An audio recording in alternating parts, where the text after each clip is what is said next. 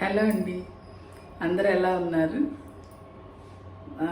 ఈ దసరా నవరాత్రుల హడావిడిలో అందరూ బిజీగా ఉన్నాం కదండి.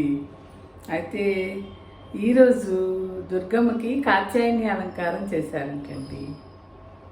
అలాగే తిరుపతిలో కూడా నిన్నటి నుండి అంటే బుధవారం సాయంత్రం నుండి బ్రహ్మోత్సవాలు మొదలైనవి అంట.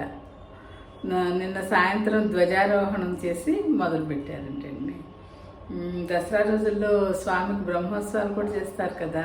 వెంకటేశ్వర స్వామికి సంవత్సరానికి 2 సార్లు చేస్తారండి. ఒకటేమో దసరా రోజుల్లో చేస్తారనమాట. అయితే ఈరోజు మనం కాత్యాయని దేవికి ప్రసాదంగా దద్దోజనం చేద్దామండి. అది నేను ఎలా చేస్తానో చూపిస్తాను అనమాట.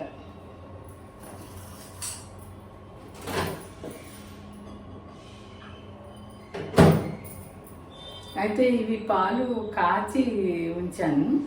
పాలు కావాలి, పెరుగు కావాలి కదా మనకి దద్దోజనానికి.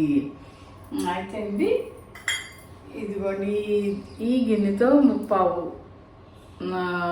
బియ్యం తీసుకుని చక్కగా ఉడికించి ఉంచానండి కుక్కర్లో వేసి.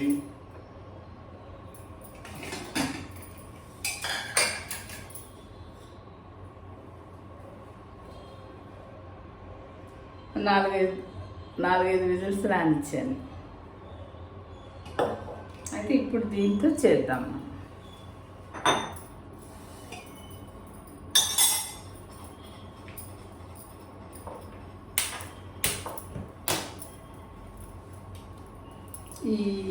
దాన్ని తాలింపు పెట్టుకోవాలి కదా మనం.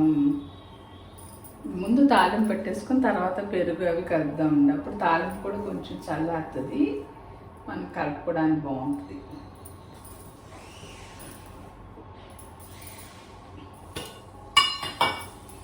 అయితే దీనికి కూడా నేతితో తాలింపు అయితేనే బాగుంటుందండి.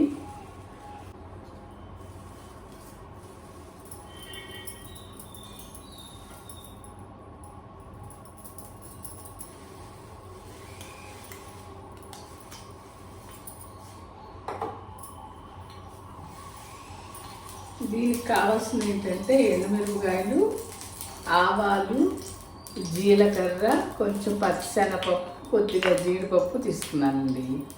అలాగే కొంచెం సన్నగా తరిగిన అల్లం ముక్కలు, కరివేపాకు, ఒక పచ్చిమిరపకాయ సన్నగా కట్ చేశాను, కొత్తిమీర అన్నమాట. ఇవన్నీ వేద్దాం.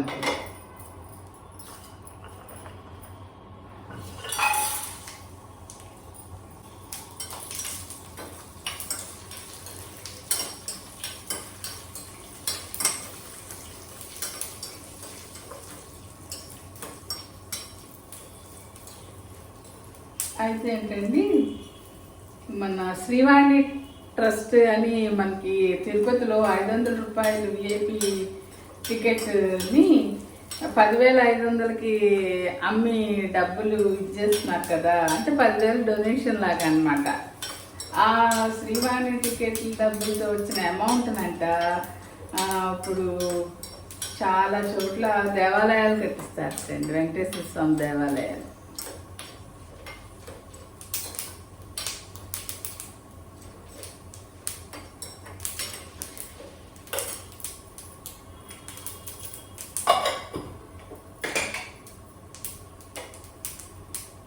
దీంట్లో కొంచెం అల్లం ముక్కలు కూడా వేసేస్తున్నానండి. అల్లము, పచ్చిమిరపకాయలు కొంచెం వేగాలి కదా అది కూడా.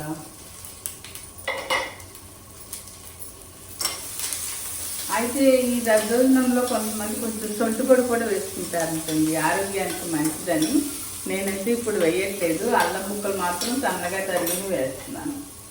అలాగే కరివేపాకు కూడా కొంచెం సన్నగా కట్ చేశాను, కరివేపాకు, కొత్తిమీర.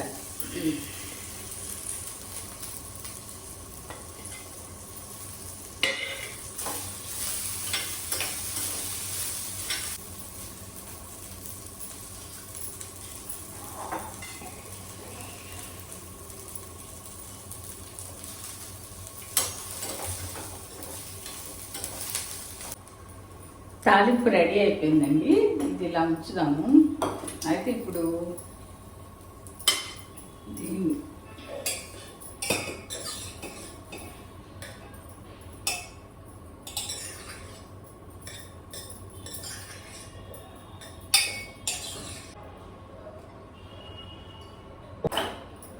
అన్నం కొంచెం మెదిపినట్టు చేశానండి. ఇలా దీంట్లో కొంచెం సాల్ట్ వేద్దాం.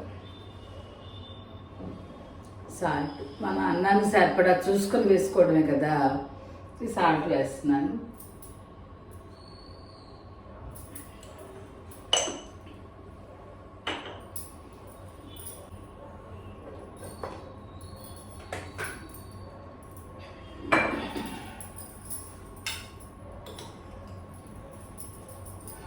ఈ దద్దోజనం కన్నా అన్నం కొంచెం మెత్తగా ఉడికించుకుంటేనే బాగుంటుంది.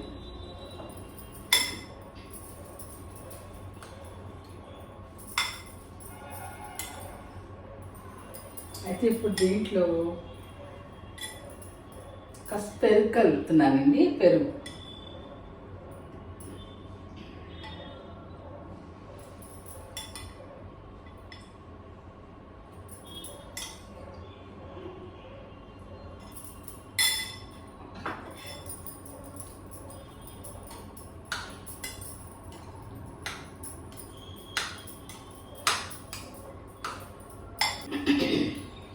అలాగే పాలు కూడా అండి, కాచి చల్లార్చిన పాలు ఇవి కూడా వేస్తున్నాను.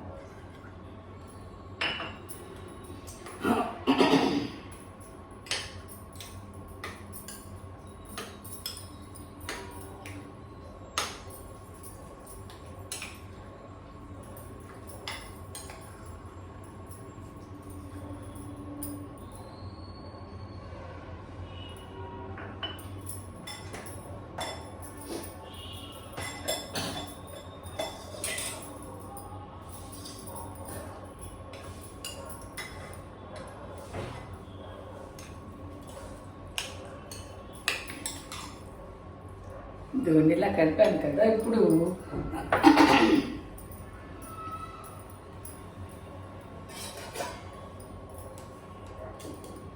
ఈ తాలింపు వేసేద్దామండి. తాలింపు పెట్టుకున్నాం కదా, అవి వేసేద్దాం.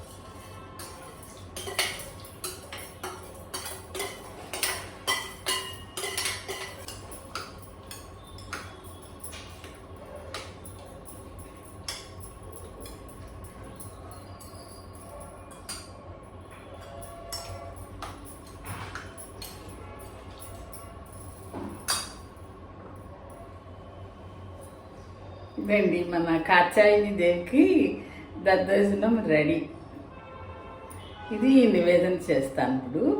అయితే వెంకటేశ్వర స్వామి కంటండి మన